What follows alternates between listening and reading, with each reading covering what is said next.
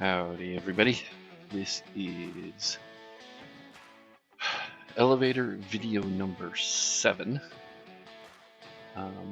And I am working on dimpling the skins of the elevator.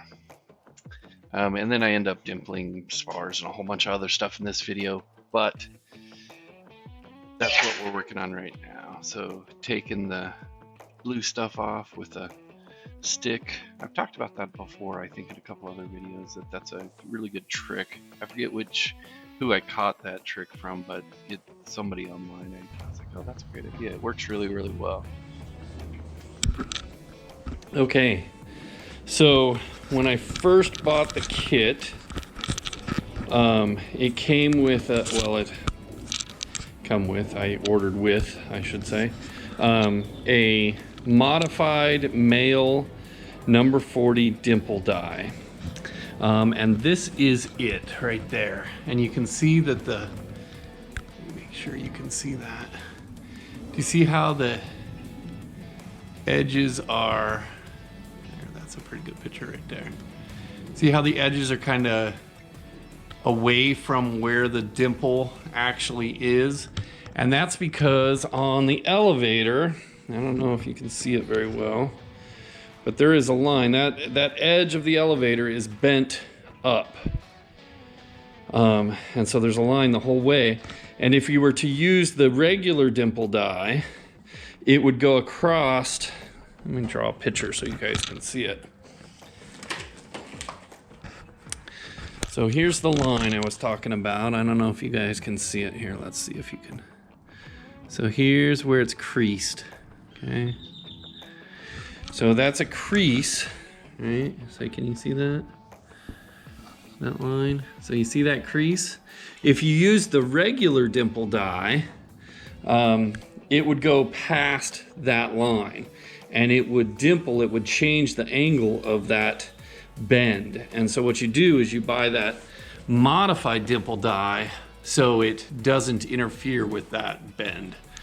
So there's your information why you need to spend the extra $6 or $7 on that dimple die.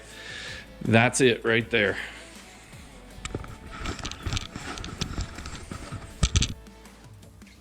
Okay, so that was our explanation on that modified male dimple die. I got it from Cleveland Tool. I said $6 or $7. It's $23 for that little thing, but well worth it. And it's better than grinding your own die down to make it work. So that's a nice tool to have in your toolbox there. I do have a joke this morning. Siri said, "Don't call me Shirley." I had accidentally left my phone on airplane mode. My wife thought that was dumb. She's shaking her head and rolling her eyes. So I will try to find better jokes. Okay, you might be asking, why in the world did you bend those over and make it tape on the other side as well? Well, I will tell you, this tape doesn't always stick. And when you don't want to dimple something, you want to make sure you know what not to dimple. And if something, happens to fall off and you don't recognize it and you end up dimpling something, you might end up buying another sheet of aluminum. So that's why it's bent over and taped pretty well. Just FYI. So I'm not saying I might have accidentally dimpled something wrong, but I might have accidentally dimpled something wrong. But that's okay. You can always redo stuff. That's the nice thing about building your own airplane. So basically here I'm just finishing dimpling the skins for the elevators. Bunch of holes. I didn't count, but I'm guessing 300 or 400 rivets on each skin of the elevator. So it is kind of time consuming. It takes a lot of patience. You got to make sure that the dimple actually gets in the hole so you don't poke a hole in your skin, because that is bad. Don't do that. I have learned while building an airplane, there are a lot of things that, yeah, you just shouldn't do while building an airplane. But I wouldn't have known those things if I wouldn't have started to build an airplane. So it's good. It's fun to learn. It's fun to learn new things and do new things. This is definitely outside my comfort zone. I'm a computer programmer. I think I've said that before. So actually getting in a shop and fabricating metal stuff is a little bit outside of what I normally do. But it is pretty awesome to do. And I really appreciate Van's. I mean, the kit itself is very easy. It's kind of like, Legos, putting Legos together. It's, follow the steps and you're good to go. And it's pretty cool to see the parts actually come together and be airplane parts. I think that's the most fun, is when you actually end up with a piece and you're like, hey, that's a piece that's going to fit on an airplane. It's pretty cool. So these videos happened after I went to the EAA Fly Mart out in Chandler. It was pretty cool. I did a video about that Fly Mart, and then I met a guy out there, and he let me look at his plane, and it was awesome. So it kind of got me reinvigorated for working on the plane, so it was pretty cool. So here I am, just changing the yoke out on the squeezer. You end up doing that a bunch. I did purchase another yoke, a no-hole yoke, to get in tight places, and I got the 4-inch one from Cleveland Tool, and I'll show that in a video, in 2 or 3 or 4 videos coming up. I'll actually highlight it and put a thing on there for you. But there was a couple of holes in the rudders, and since I did get my back ordered parts, I was actually working on the rudder, and I was like, man, it sure would be nice if I could had a long enough yoke that I could get in there and squeeze them instead of bucking inside the rudder. So here I'm just dimpling more parts to the elevator. I didn't figure I would waste your time. I kind of just scroll through doing all of those. They're all the same. You do one side and then you do the other side. So I cut half of them out there so you didn't have to watch me do those.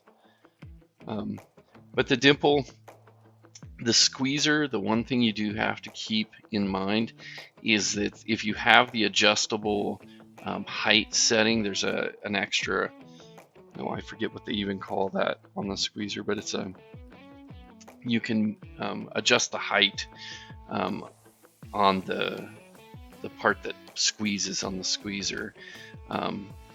It comes with a standard one that doesn't move, but you could buy the extra one, and I did.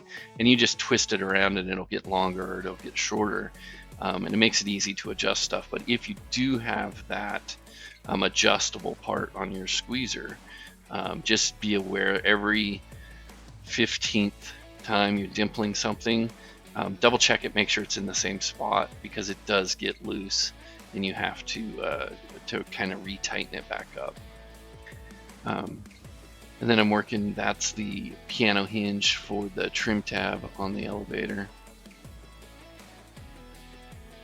It was pretty interesting working on the piano hinge. It's pretty unique. You kind of have to sit and read the instructions. You're like, okay, what do they want me to do again? But once you figure it out, you're good to go. You will see me make a pretty bad mistake here in a little bit. I think I finished this piece.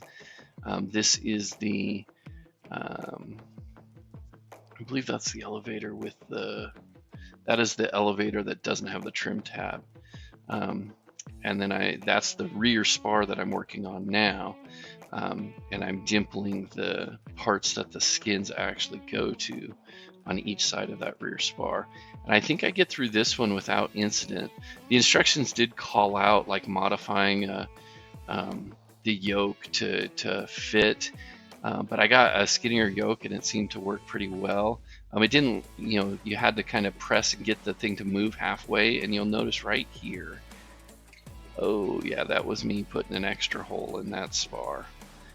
So I was like, oh well, maybe I can fix it, maybe I can do something with it. So I continue and do the rest of the holes, and I don't show the part where I agonize over it for an hour or two, and try to figure out, okay, what in the world am I going to do? I eventually just ordered another part from Vans. I think that spar is like $17 or something like that. I just ordered it and they shipped it to me. It was kind of funny. The first time they shipped it to me, it got damaged. It came to me like bent in half almost. It was kind of funny. I'll show a picture of that here so you guys can see the package it came in. It was kind of funny. So Vans was great about it. They're like, hey, you have to keep it, you know, because they go to the insurance company and get reimbursed, I'm sure, but I have to keep it for like 30 days or whatever. But they did send another one, and this time it came in a nice PVC pipe, so it wasn't bent at all. So that was really nice. But I'll show you pictures of those here, so you can kind of see them. But you do have to be careful when you're using that squeezer. It's like 3,000 psi, and it will put a hole in metal pretty quick. So you have to kind of take your time, make sure you're lined up, make sure you're in the hole before you actually press the go button on it. So just finishing up dimpling all of the pieces and parts. You'll notice I have I believe that's the right elevator, because the left elevator is the one with the trim tab, I think. I get them mixed up. So I have all the parts for one on this table and all the parts on the other one, the other side, on my other table back there, kind of behind my toolbox.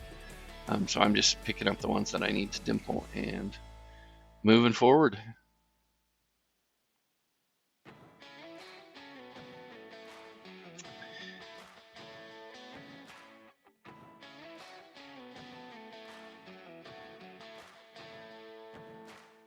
Okay, in the instructions it says to dimple the number 27 hole, but when you buy dimple dies, you don't buy a number 27 dimple die. So if you look on Vans Air Force, a number 6 screw will use a number 27 hole. So what you need to use is your number 6 dimple die for the number 27 hole. So just for reference, because they use different numbers, so sometimes you gotta figure out what they mean.